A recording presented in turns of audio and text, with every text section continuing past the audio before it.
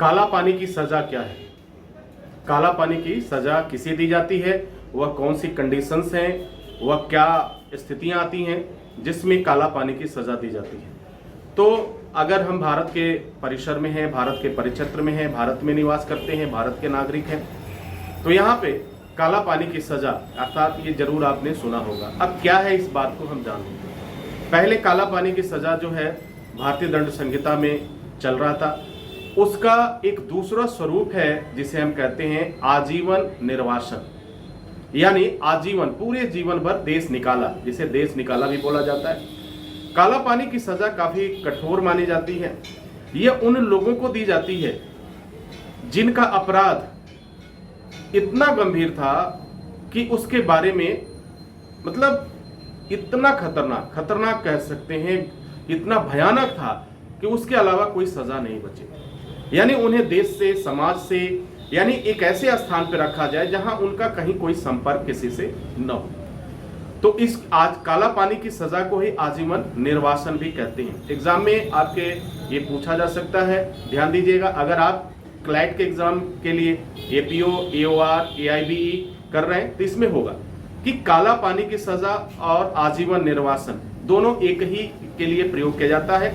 आजीवन निर्वासन को ही काला पानी भी कहा जाता है। पहले हमारे भारतीय दंड संहिता में इसका विधान था, लेकिन अब इसे हटा दिया गया है और काला पानी की सजा जो था अब उसे बदलकर आजीवन कारावास कर दिया गया है। इस बात को ध्यान रखिए, एक संशोधन के बाद इसे बदल दिया गया है। अगर आज की डेट में अगर एक क्वेश्चन आपके सामने आता है तो आप इस तरीके से आप जवाब लिख सकते हैं, क्योंकि ये क्वेश्चंस अक्सर इस तरह के क्वेश्चंस आपके ऑब्जेक्टिव क्वेश्चंस में आएंगे।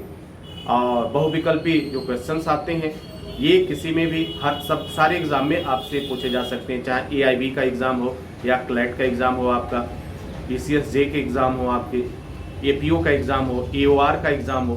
तो इनमें आपको परखने के लिए आपसे पूछा जा सकता है कि what is the main difference, क्या है इसमें काला पानी और आजीवन निर्वासन में। तो दोनों एक ही है, कंफ्यूज मत होइएगा, दोनों एक ही। आजीवन कारावास को ही काला पानी की सजा कहते हैं और पहले यह था। अब इसे क्या किया गया, इसे बदल करके अगर जिसे काला पानी की सजा हुई या उस तरह का उसके द्वारा अपराध किया गया तो उसे आजीवन कारावास में कन्वर्ट कर दिया जाता है। यानी जो शेष समय बचा हुआ है वो आपको जेल में ही बिताना पड़ेगा। यानी आपकी स्वतंत्रता को क्या किया जाता है, समाप्त कर दिया जाता है।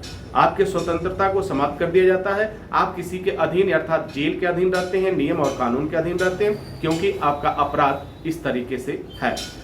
और इसके साथ साथ एक और शब्द आ जाता है कि अगर कुछ इस तरह की परिस्थितियां आई तो एक तन्हाई शब्द होता है, अर्थात आपको अकेले, जेल में भी आप 2-4 लोगों के साथ रहते हैं, लेकिन अगर केस इस तरह की गंभीरता है, केस की गंभीरता अधिक है, तो वहां पर आपको तन्हाई की कारावास भी दी जा सकती है। तो आई होप आप समझ गए होंगे कि काला पानी, आजीवन निर्वासन दोनों एक है।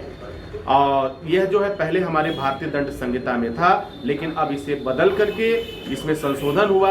अब यह ही जो है आजीवन कारावास में परिवर्तित हो गया। Thank you.